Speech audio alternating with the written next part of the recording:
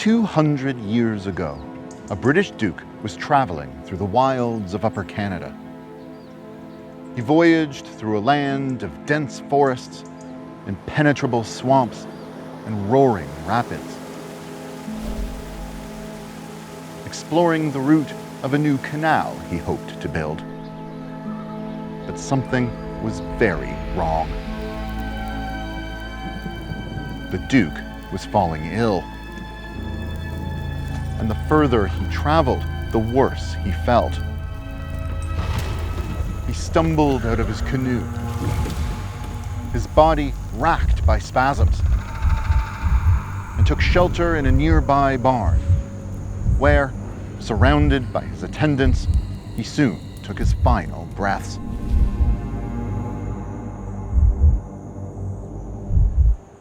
The Duke of Richmond would be the first to die trying to build the Rideau Canal, but he would be far from the last. Today, it's one of Canada's most beloved landmarks, a peaceful place known for winter skating parties and relaxing summer boat rides. But this picturesque waterway has a bloody past. And it goes all the way back to its very origins. This is Canadiana.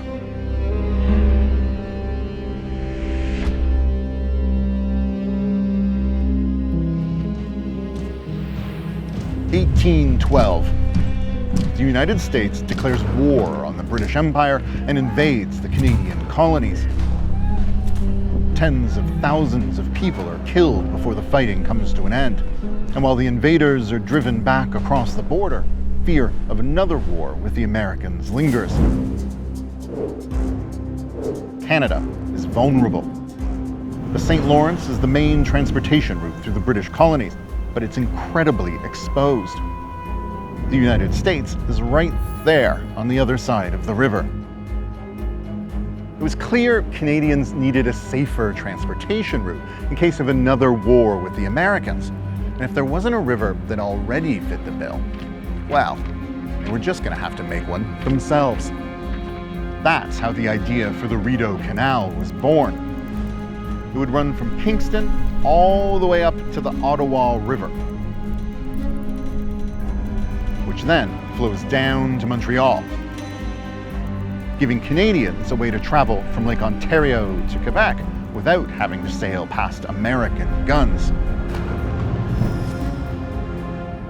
You can still find traces of those military routes today. 4 imposing blockhouses were built along the canal, like this one in Marrickville, a place to store weapons, muster the militia, and defend against any Americans who tried to destroy the waterway. The Duke of Richmond was one of the earliest champions of the project. He was the Governor General of the Canadian colonies, appointed just a few years after the war. And as a military man, a British officer who'd fought against Napoleon, he could see how strategically important the new waterway would be. But shortly before heading out on his tour of the future canal route, the Duke made a fatal mistake. The story of exactly what happened is a bit unclear, but according to most historians, he seems to have stopped to give a pat to a soldier's pet fox. The animal had rabies and bit him on the hand. A few weeks later, the Duke was dead. This memorial marks the spot where he took his final breaths. The canal had lost its champion. And so it was years before work finally started on one of the most ambitious construction projects the continent had ever seen. 1800s engineering on a massive scale. 200 kilometers of waterways and dams and locks, some raising and lowering boats by as many as 8 stories at a single station. Uniting existing rivers and lakes as it winds its way through Ontario. Nearly all of it built by hand, right through the middle of tangled forests and treacherous marshland.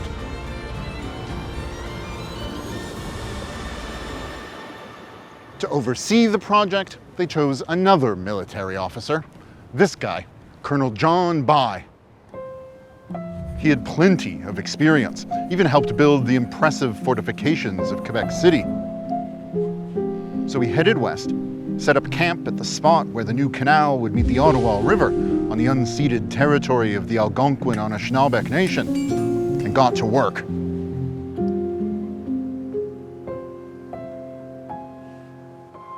It would take 5 summers and thousands of workers to build the canal, most of them French Canadians or newly arrived Irish immigrants. They dug pits, hauled stone, and died by the hundreds.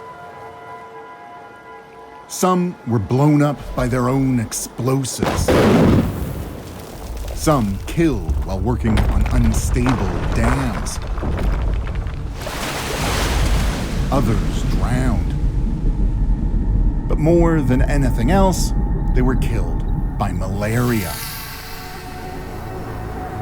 The disease swept through the work camps, unleashed from the marshes by hordes of mosquitoes, whose tiny bites carried deadly parasites. Even Colonel By himself fell ill, twice.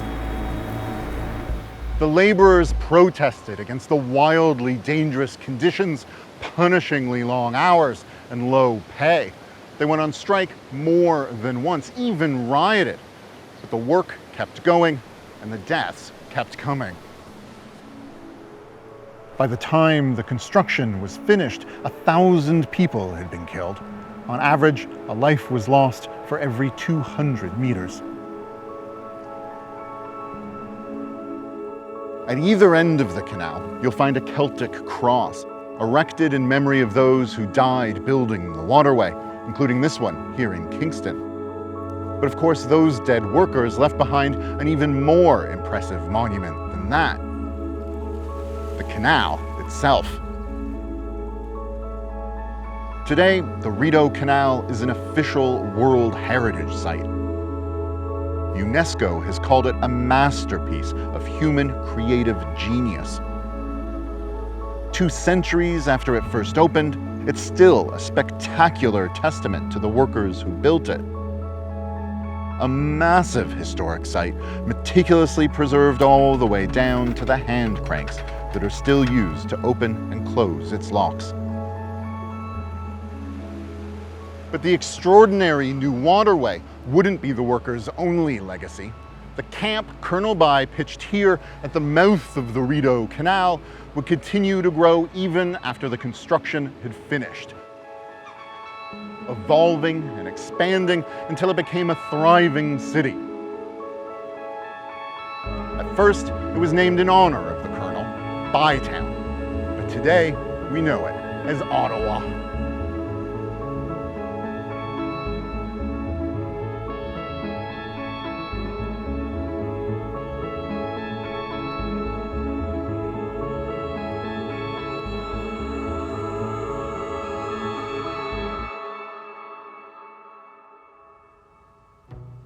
We mentioned that the story of the Duke and the Fox is a bit unclear. In fact, some people think the whole thing was a lie, that there was no fox, that it was all just a cover-up to hide a scandalous truth.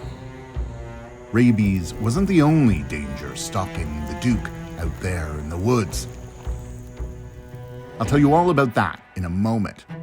But first, I want to thank you so much for watching. This was the very last episode of our funded season, so going forward, Canadiana will be made entirely with your support. This season, we've covered everything from pirates, to spies, to werewolves, to one of the strangest heists in Canadian history. But we've got a lot more stories to tell, and so much more footage to edit and animate, from the wild sands of Sable Island, to the Badlands of Saskatchewan, to the northern reaches of the Klondike. So, if you're willing to help, there will be plenty more episodes to come. If you'd like to keep Canadiana going, please consider becoming a patron on Patreon. You can also support us with a one-time donation, or even just subscribe, spread the word, help the channel grow. And you can rep us with some pretty sweet Canadiana merch too. every little bit really helps. Now, back to the dead Duke.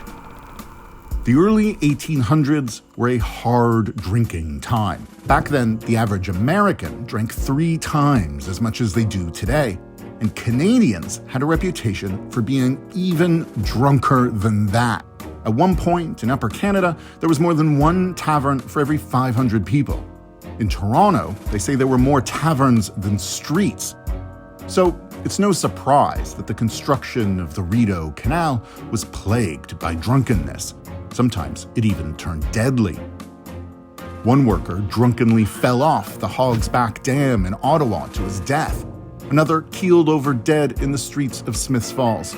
A third drunkenly tried to swim across the Rideau River to fetch himself another bottle of whiskey, but never made it to the other side. They say he was still drinking from a bottle or his flask as he disappeared beneath the waves and drowned. Some people think booze is what killed the Duke of Richmond too, that the symptoms he displayed before his death weren't signs that he was suffering from rabies, but from alcoholism. He was a hardcore drinker. There are stories about him downing 3 or 4 bottles of wine after dinner and of buying up whole vaults worth of whiskey. That lifestyle was taking a heavy toll before he even reached the Canadian colonies, and getting drunk with his men just a few days before he died can't have helped either. So maybe what really brought down the Duke wasn't a rabid animal, but his own rabid drinking. Thanks again so much for watching. I'm Adam Bunch, and we'll see you next time on Canadiana.